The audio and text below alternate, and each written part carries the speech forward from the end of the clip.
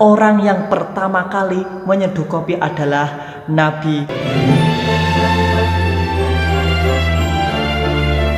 Assalamualaikum, bagaimana kabar kalian? Semoga kabar kita semuanya dalam keadaan fantastis. Kopi.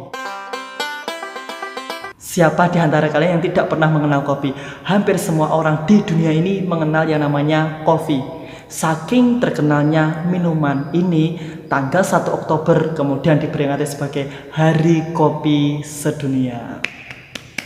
Lalu bagaimana sejarahnya kopi itu sendiri?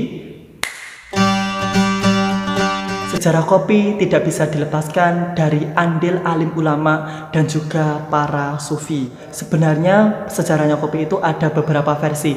Namun versi yang kali ini kita akan ceritakan adalah versi yang sangat populer, yaitu datang dari Abu Thayyib Al-Ghazali dalam kitab yang berjudul Syu'dur Zahab, di mana di dalam kitab itu diulaskan orang yang pertama kali menyeduh kopi adalah Nabi Sulaiman. Dulu Nabi Sulaiman itu sempat tinggal di sebuah kota, di mana di kota itu sedang terkena wabah penyakit. Kemudian Nabi Sulaiman mendapatkan wahyu dari Allah melalui perantara malaikat Jibril, di mana wahyu itu berisikan untuk membuat ramuan dari biji kopi.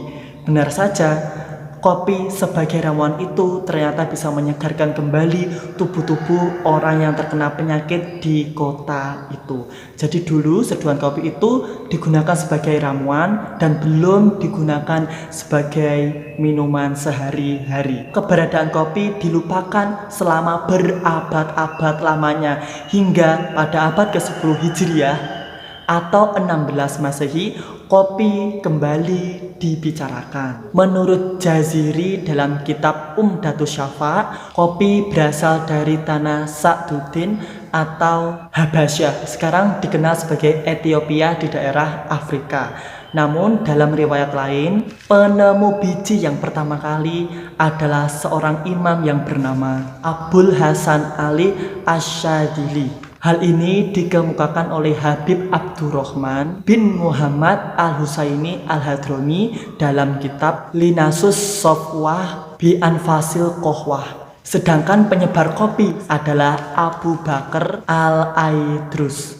Riwayat ini terjadi pada abad ke-8, di mana Sufi Imam Asyadili ini mendapatkan ijazah untuk berzikir selama 40 hari oleh gurunya sendiri, Syekh Abdullah Al-Mashishi. Namun Imam Asyadili ini gagal karena di tengah zikirnya dia ngantuk dan akhirnya tertidur. Sampai pada suatu hari beliau melakukan perjalanan ya dalam rangka zikir untuk menenangkan diri tadi ke suatu tempat. Dalam perjalanan itu beliau sempat berhenti di suatu tempat yang rimbun dan dipenuhi dengan pepohonan.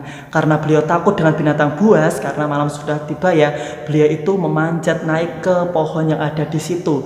Ketika beliau memanjat dan berada di pohon itu, beliau melihat ada biji-bijian yang unik. Kemudian beliau petik dan beliau makan, dan rasanya sangatlah nikmat, membuat badan segar dan membuat efek tidak ngantuk lagi, sehingga beliau itu bisa berzikir semalaman suntuk. Nah kemudian beliau itu mengambil biji tadi dan membawanya dalam perjalanan. Karena dibawa dalam suatu perjalanan, maka kopi itu yang semula segar kemudian mulai mengering.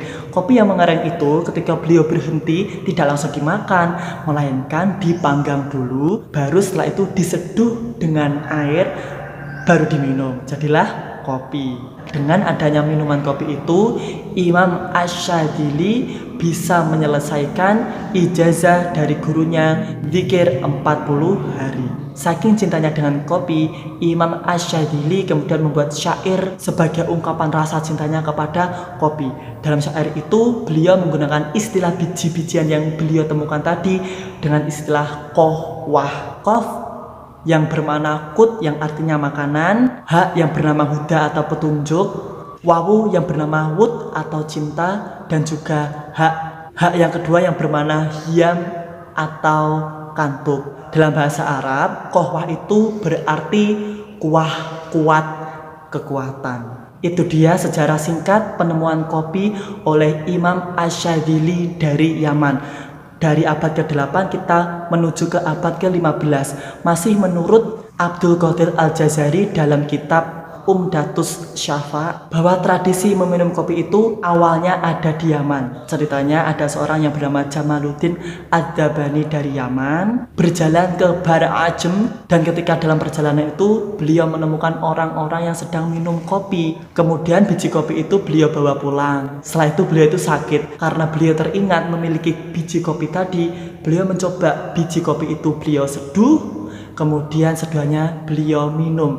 Alhasil tubuhnya menjadi segar dan beliau pulih dari sakitnya. Kesimpulannya, kopi itu ditemukan oleh seorang sufi, di mana dulu gunanya kopi itu hanya untuk menahan kantuk agar bisa lebih lama mendekatkan diri kepada Allah dengan cara berzikir. Ditemukan oleh sufi yang bernama Asyadili dan disebarkan oleh Abu Bakar Al-Aidrus. Kemudian tradisi ngopi lebih diperkuat lagi dengan penemuannya Jamaluddin Ad-Dabani yang juga berasal dari Yaman. Istilah biji-bijian itu disebut oleh Asyadili dengan istilah kohwah dalam bahasa Arab yang berarti kekuatan. Kemudian kopi itu menyebar salah satunya ke Eropa melalui Turki dan juga Belanda. Di Turki istilah kohwah disebut kahveh, sedangkan di Belanda kohwah dikenal sebagai kopi. Karena Belanda pernah menjajah Indonesia, kemudian kata kopi diserap menjadi kopi dalam bahasa Indonesia. Sekarang kalian tahu kan asal usul biji kopi, penamaan kopi yang ada di Indonesia. Amazing sekali ya, benar-benar amazing. Bagaimana menurut kalian? Masih adakah yang tertinggal? Kalau masih ada yang tertinggal dari sejarah tadi, boleh kalian lengkapi dan koreksi di kolom komentar. Semoga bermanfaat. Jangan lupa di like, share, komen, dan subscribe. Wallahu a'lam. Wassalamualaikum warahmatullahi wabarakatuh.